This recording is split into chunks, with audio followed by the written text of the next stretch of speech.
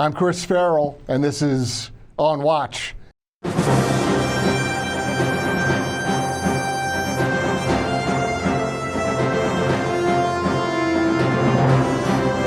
Welcome to On Watch, everybody, the Judicial Watch podcast, where we go behind the headlines to cover news and information that the mainstream media really doesn't want you to know about.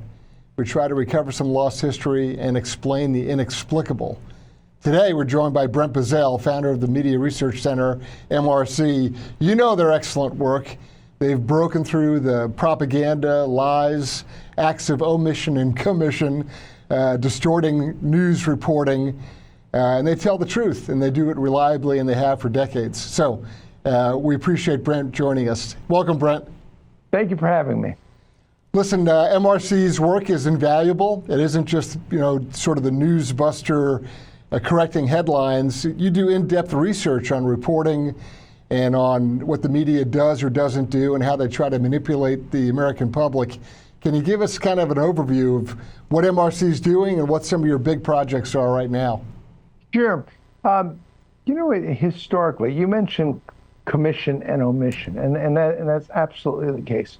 Historically, the problem with the media were a liberal bias, which is to say that they would take a story and they would spin it the way they wanted to spin it. They would interview the person they wanted to interview. They would make the comments that they wanted to make. They would draw the conclusions they wanted to draw, etc. That was the bias by commission. What has emerged is far, far worse in recent years. First, the media have gone from being liberal to being the tip of the spear of this neo-Marxism in America, that this far left radical movement that wants to fundamentally, I believe, destroy America. And the tip of the spear is the national quote-unquote news media. And the way they're doing it is through the bias by omission. They are simply censoring from the American people that which would turn the American people against them. There's a great debate about how, whether or not the 2020 elections were stolen, and people are on both sides of that divide when you talk about the polls. Here's where you can't have a debate because it's empirically true. The news media, through their censorship, stole this election. And we proved it in 2020 by taking a survey of Joe Biden's voters in all the battleground states, asking them a series of questions. Did you know about XYZ? Then asking them if they didn't know, would they have voted for Joe Biden had they known? Right.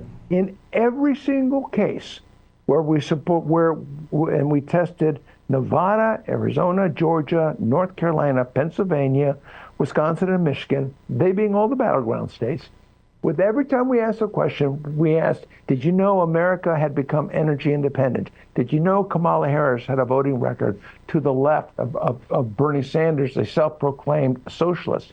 Did you know that Donald Trump had been recommended for several Nobel Peace Prizes, et cetera, et cetera? In every case, Donald Trump would have won Nevada, Arizona, Georgia, North Carolina, Pennsylvania, and Michigan, 295 electoral votes. A massive victory had they only known. But then the big one that was covered by the news media pretty predominantly was the Hunter Biden laptop. Now, conservatives all believed on Election Day that the American people knew about the laptop. In fact, when we polled Biden's voters, 44.9% had never heard of Hunter Biden. When you told them about the laptop and asked them, would you have voted for Joe Biden had you known? 9.4%, almost 1 out of 10 of Biden's voters would not have voted for him. What does that mean? That means that Donald Trump would have won every single state we tested overwhelmingly and would have picked up some of the blue states as well with that kind of a margin. He would have won at least, and we know this scientifically, at least 317 electoral votes, a landslide, if the media had only told the truth. And that's the only thing we're asking for. Tell the truth. It's happening again with story after story where the media are just flat out refusing to report that Kamala Harris is the most radical left-wing candidate ever to present him or herself for a candidacy to the presidency. And now, in having chosen Tim Walz, who is as left-wing as she is, this is the most radical left-wing, and I believe ultimately anti-American ticket ever to present itself, and the media are covering it up. They're a long-winded answer to your question. The other issue, I think, and thank you for a very concise, excellent explanation of that. The other thing I think that's very curious when it comes to omission with respect to Harris is that here's a woman who's now assumed the mantle. I guess it'll be, formalized. They've already done it virtually, but they'll do it at their convention, I guess, as well. But here she is sitting atop a presidential ticket no one's ever voted for. I mean, she was selected in a system or in a method that's really reminiscent of the Central Committee of the Soviet Union, of the Communist Party, where, the General Secretariat or the Executive Committee gathers, and they all say, okay, this person, and everyone falls in line and salutes, and they goose step off, to follow orders. She's never won a primary. No one's ever voted for her. Yet she's the Democratic presidential nominee, and she's selected somebody like Walz, who's, I see his record on issues, not just the stolen valor issue of his lying about his military service, the details of it, but he's horrific on abortion. He's the same person who ordered that tampon dispensers be installed in boys' bathrooms. I mean, this is lunatic stuff. This is so far beyond the fringe. And again, I think it's all a media suppression thing. There's no active discussion of it. It's all cheerleading. No analysis, no critical discussion of the selection of Kamala Harris, and no scrutiny of her vice presidential appointee. Is that how you view this, or am I just kind of harping? No, it's exactly what's happening. Let's start with Tim Walz. The moment he was chosen, and we've documented this, and on newsbusters.org, we've got it all there. And I mean, the words are there. You can't deny the statements. One network after another, one reporter after another has called him a moderate and a centrist. Now, what's their idea of a moderate or a centrist? Just go down through his positions. You mentioned abortion. This man supports infanticide. Right. This man supports taking away legal protections of a baby that's born from a botched abortion. Just think that one through. Left on the table to die. This is a man who wants to change, to have Minnesota be a transgender sanctuary state, which includes having the state have the right to take away the children of parents who do not want their child to be mutilated physically with gender-affirming surgery. This is the man who has supported every left-wing, multi-trillion-dollar thing that Biden has put on the table, while also supporting immediately a 70% gasoline tax increase. Not 7, not 17, not 70. If you look at his climate record, he wants Minnesota to have the same emission standards as California and wants Minnesota to be fully electric by the year 2040. That means destroying the fossil fuel industry. I can go on and on about this man's positions. He's a radical left-winger. And to have the media be presenting him as a moderate or centrist tells you one of two things. Either one, they're lying, or two, in my view, those beliefs to them are centrist. They're moderate because they share those beliefs and they believe that they're moderates. It's interesting that this guy was asked in an interview, do you consider yourself a centrist or a progressive? And he said, a progressive. I'm not a centrist, I'm a progressive. Right. So even he is acknowledging that he's not a moderate or central. Okay, let's go to Kamala Harris for a second.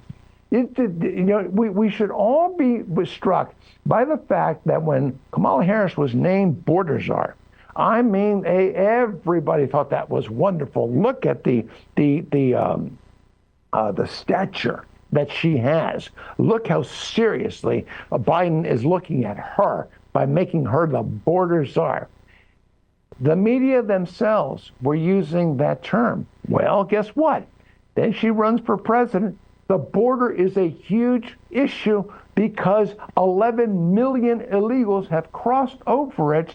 And what's the media response? Well, she was never the border czar. Who in the world suggested that she was the border czar? I mean, it just can't get more disingenuous than that. That's the media. So in the last couple of days, we've seen two things. We've seen Maryland Congressman Jamie Raskin come out and make pretty explicit threats saying that Democrats will simply not accept an election result where Trump wins, and some not so thinly veiled references to sort of revolutionary action. And then Biden, in an interview, trotted out the blatant lie about bloodbath when Trump was talking about an economic bloodbath where the markets tank and everybody, they take that out of context and they use it as a trick term to incite violence. I want to get your impression of how the left has manipulated and really capitalized on all that occurred on January 6th as a means to advance their agenda and suppress any political opposition. Because if you don't agree with them, then you're, a domestic extremist, violent extremist, or you're a terrorist, or you're in some way advocating violence. But they can then immediately turn around, of course, and say, well, it may be necessary, you never know, right? They like to play both ends at the same time. I'd like to get your view on that. Well, let's look at where the left is, where Jamie Raskin is, and where Joe Biden is, where Kamala Harris is, where the whole lot of them are, where Donald Trump is concerned. They despise this man in a way I've never in my life ever seen someone so personally despised. Right. Their hatred of him is so white hot that they tried to keep him from winning the presidency in 2016 by inventing Russian collusion. This was their invention. And eventually it was exposed as an invention on their part to try to keep him from becoming elected. Well, he was elected. Then they tried to remove him twice with 2 impeachment proceedings. Well, that didn't work either. So then they moved to the 2020 or the 2024 narrative, which was insurrection, that he led an insurrection. Never mind that there was no insurrection. No one's ever been charged with an insurrection. There is no insurrection, but he was named the leader of it. Because of that, they tried. It's amazing, isn't it, that this phrase anti-democracy emerged out of nowhere, attributed to Donald Trump by the same people who used that insurrection. And you guys at Judicial Watch know this better than anybody. The same people who used that insurrection charge to attempt to keep him off the ballot in not 1, not 2, not 5, not 10, but 36 out of the 50 states, until the Supreme Court stepped in and by a unanimous 9-0 vote, voted to threw that idea off the table. Right. Now, where does that lead you? That leads you to an election in 2024, where Raskin is really, he is speaking truth to power when he's talking about what the left is going to do. I do believe that if Donald Trump wins, I do believe there are going to be riots in the street. I do believe it's going to be instigated by people like Raskin, who are already doing exactly that. You're going to see the Joe Bidens of the world. This bloodbath thing, everybody knows unquestionably, because the narrative is right there. The transcript is right there. Donald Trump was talking about car taxes on automobiles through tariffs. That's what he was talking about. And Biden knows that. So for them to do that, that goes to show, with the far left, always remember, ends justify the means with that crowd, which is a dangerous, dangerous proposition. They're going to do everything they can to keep him from becoming president. Already somebody tried to blow his head off. They're going to try everything they can. I don't want to be a fear monger, but they are. And after he's elected, when he's elected, they're going to try everything in their power to remove him, whatever it takes. There. I agree with you 100%. And anyone who thinks I mean, look, the government, this is kind of a double negative. The government doesn't ever not use power that it has, right? And so these guys have their hands on the controls, and they are going to do everything under the sun because it's all about power. It's all about consolidation and concentration of power. So they're going to do whatever they can to make that happen. And but isn't it amazing that what you and I are talking about is simply telling the truth, reporting the truth? There's nothing more than conservatives ask for. The left has got this radical agenda with the news media. Our response is no agenda whatsoever on our side. Simply tell the truth. Let the American people have access to the truth and make their own informed decision. Right. Because if you don't have an informed decision, you don't have democracy. Democracy can't survive without the voter having access to truth. And that's the only thing you and I are asking for. Yeah, but we're now in a situation where all the mainstream outlets, the usual alphabet soup that people can rattle off, I mean, they've essentially been co-opted as the propaganda arms of the Democratic Party. They act as Pravda, TASS, Izvestia. I mean, they are, no matter how you try to brand them or frame them up, they act as the propaganda arm of the Democratic Party. There's no other way to really describe them or explain it because it's uniform. They use the same language. They use the same techniques. They report on the same stories. They scrupulously ignore other stories. And when you have that sort of uniformity and that kind of consistency, I mean, it's self-proof. Here's an example. Here's an example of what you're talking about. The Biden administration, Joe Biden, has said that he curbed rampant inflation that existed under Donald Trump, and that it was at 5% now, or 5.some%. Now, the average person who goes to the grocery store shakes his head.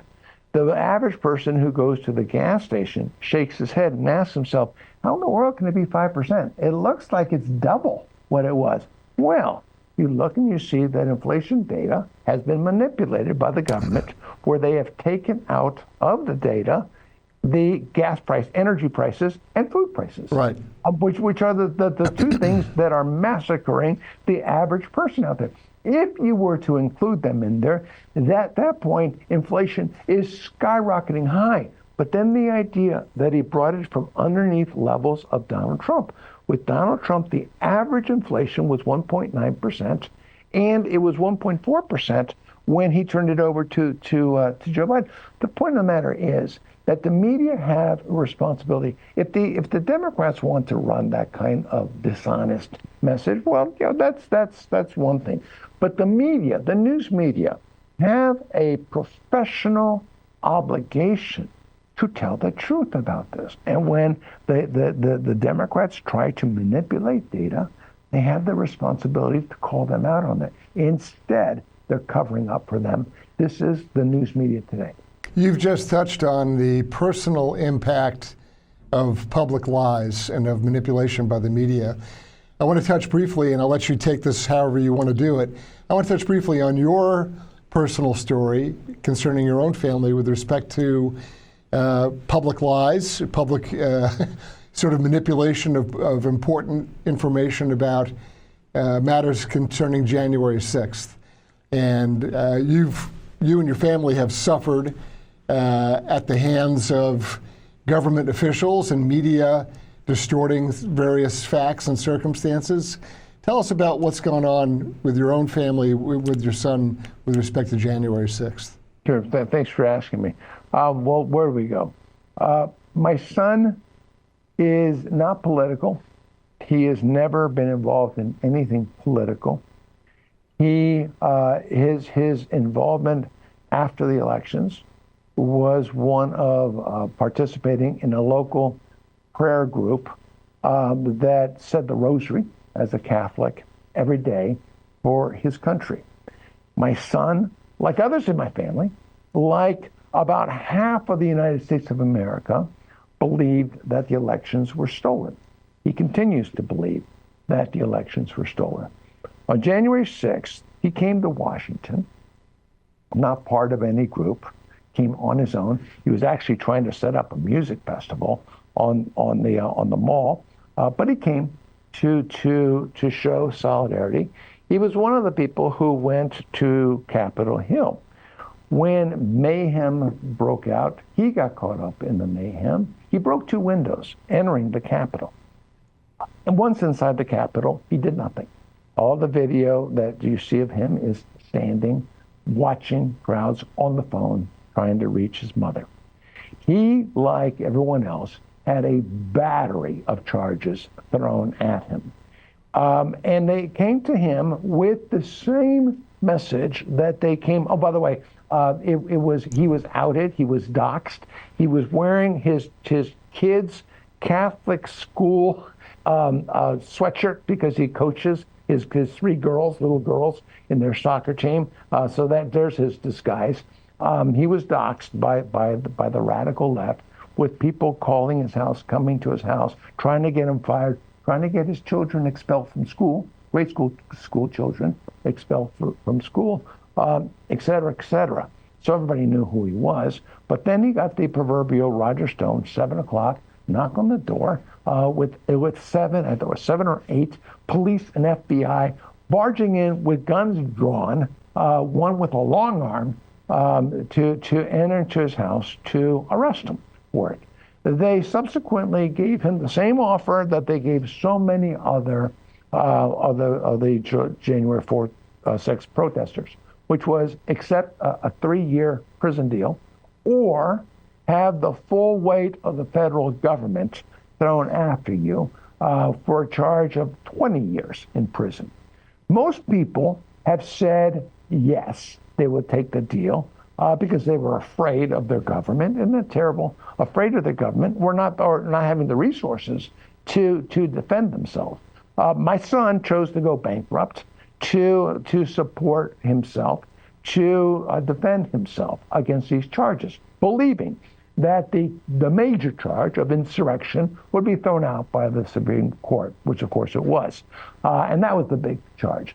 I told my son at the time, this is 2.5 years ago, 3 years ago now, that he had to be careful because I didn't think the federal government would ever walk away from this, and that they were going to substitute one charge for another to try to get him in there. Right. Sure enough, on the eve of his trial, 2.5 years after this ordeal began, they hit him with an assault charge on a policeman, which made the Bozell family do a collective double take because we shake the hands of police officers and thank them for their duty on a regular basis. And when we saw the evidence of it, now recall, where video evidence is concerned, most people don't know this, that only 15,000 of the 40,000 hours were released. And no one was allowed to see it but your attorney. Not even a defendant is allowed to see that footage. Meaning what? Meaning if you want a lawyer to analyze that video, he's got to go through 15,000 hours. If he's charging you $500 an hour, look at the price tag. And plus, he doesn't have the time to do it. So, but we did see the footage of the quote-unquote assault. Let me tell you, it's the most amazing footage you'll ever want to see. By the way, it was on the internet, and I challenge people to look at it and make up their own minds on it. The government took it out. It's no longer there. Of course. The evidence was a long-distance shot of him standing next to a police officer on one of the decks of the Capitol outside, and they're looking into the crowd. A crowd of people assemble on the stairs to his left. Somebody pushes the crowd. The whole crowd comes forward like dominoes. It comes to hit him. He turns toward the policeman. There's no definitive evidence that he even touched the policeman, but you learn, and I'm not a lawyer, but you learn very quickly that assault doesn't mean attack. And in fact, the judge made it a point to emphatically say to the police in the courtroom, Mr. Bozell, he never attacked anyone, any policeman, throughout the entire day. And in fact, there was evidence that was shown of one policeman who was tear gassed, and my son came to his aid. There was another policeman who had a protester pulling out a baseball bat The policeman was telling him to put it away. The protester was refusing to. My son, the video showed my son coming across the room, putting his finger in the protester's face, ordering him to put it away, and the guy put it away. And then there's footage, which was not shown, which was not released, but my son was there, so he knows it, of a policeman being knocked over, and my son helping him to his feet. But he moved toward the policeman, and you learn that assault also means impeding or interfering. And you've got the crowd of protesters, you've got a policeman, and my son's in the middle. Boom. He was impeding, he was interfering, and hence an assault. So what happened with that? So he went to sentencing. At this point, we're looking at a sentence, maybe in 2-3 years, something like that. At the last minute, the Justice Department came forward with a recommendation for a terrorism enhancement. This is a fellow who has never been convicted of anything more than a traffic offense his entire life. A terrorism enhancement, making those 2 broken windows and that quote-unquote assault an act of terror on his part. Well, that was thrown out immediately by the judge, who also pointed out in his research a footnote buried in there that showed that one of the broken windows replacement cost was $700.87. Therefore, it was never a felony. It was a misdemeanor, and the Justice Department had lied about that as well. So he threw out the terrorism enhancement. At the end of the day, my son was sentenced to 45 months in prison. That's just under 4 years. And he began his serving that sentence 2 weeks ago. He's appealing, but he's in prison right now. Meanwhile, you had Hamas protesters 2-3 weeks ago attack the Capitol. You had them attacking policemen, injuring policemen left and right, desecrating statues, destroying property wherever they could. And all of them, except for a handful, all of them were released with charges dropped. Meanwhile, you had in the same year as January 6th, or the year before, in the Floyd Brown riots, you had the greatest property damage in history, $1.2 billion. One city after another went up in flames. Cops were killed.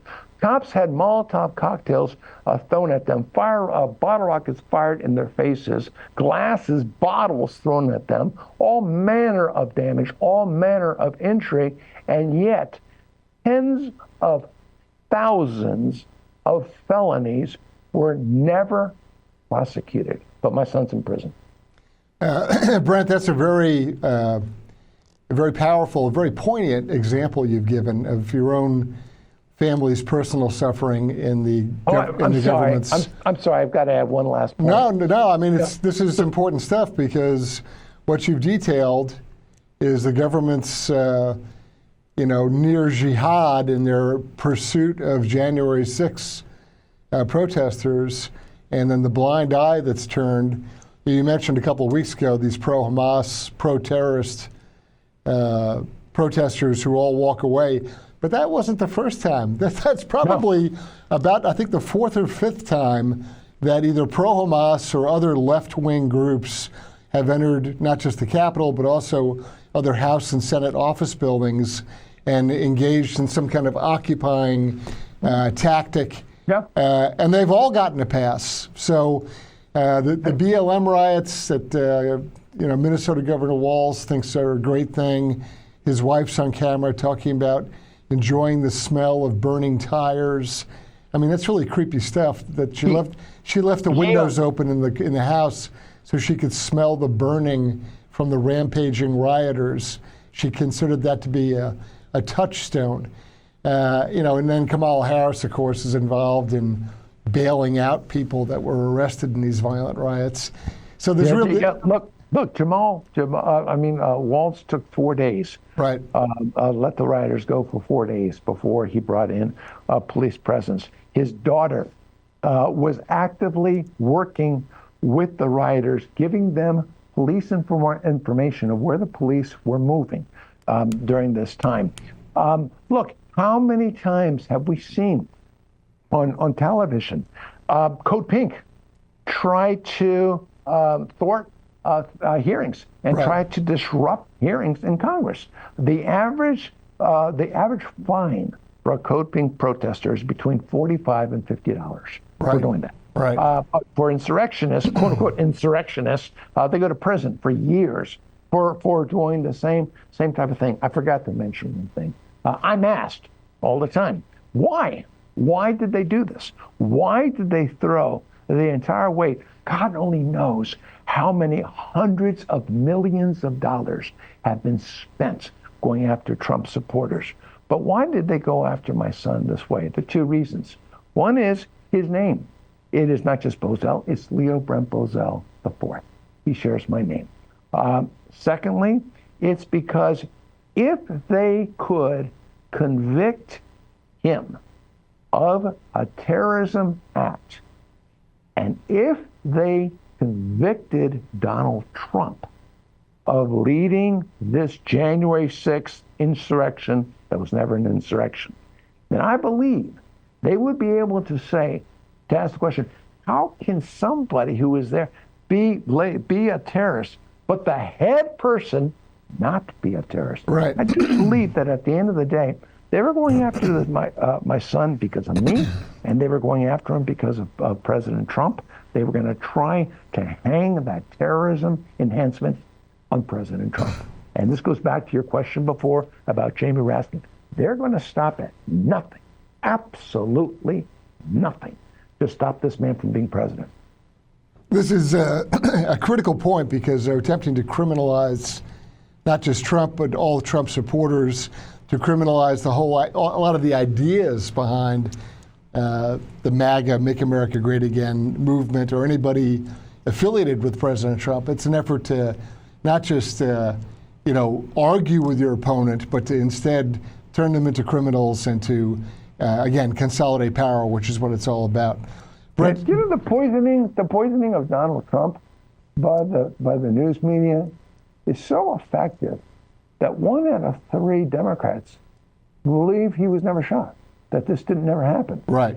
And that really speaks to why the head of the FBI, which is as corrupt an agency, and isn't it sad that once upon a time it was that one institution that you respected was the FBI. They become so corrupt, and I hope they're listening to this, and I hope they come after me for saying this because I despise them. They're so corrupt that you had the head of the FBI testify before Congress and say it was unclear whether the president was shot or not. There was an absolute national uproar, and they had to change them that the next day. Right. But with the chutzpah of the head of the FBI to testify in Congress and say they didn't know if he'd been hit, blood streaming down his face, but they didn't know if he was shot. Brent, I know that our viewers and listeners are going to want to follow up, and I'm sure that many of them are well acquainted with the excellent work of MRC. But if folks do want to follow up and get the latest information, read what you're working on, read your writings, where should folks follow you on social media? Well, two places. They can follow us all over Facebook and Twitter and all those good places. I would recommend going to MRC.org to get a full understanding of all the different things the MRC is doing. But go to NewsBusters.org to see on a daily basis how we're exposing the media and the things the media are doing. And look, it's just going to, even if you are a seasoned conservative activist, I believe you are truly going to be shocked when you see the degree to which the media have A, become militant, and B, are doing everything in their power to destroy the conservative movement. That's MRC.org for the overview, and then in particular, newsbusters.org, and we'll link those two sites in the episode description of this. Brent, thank you so much for taking time and joining us. We appreciate you and all that MRC and your excellent staff, what you're up to and what you're doing day after day to tell the truth to the American public. And I'll say this, I'll say it back at you on Judicial Watch, and Tom Fitton and you, and the work you all are doing. It's indispensable. I've said this about Tom. I know I make him blush, but I asked the question when I rate the effectiveness of an organization. I asked where would we be if that organization didn't exist? God help us where we'd be if it weren't for Judicial Watch. Thank you very much, Brent. We really appreciate it. Thank you. I'm Chris Farrell on Watch.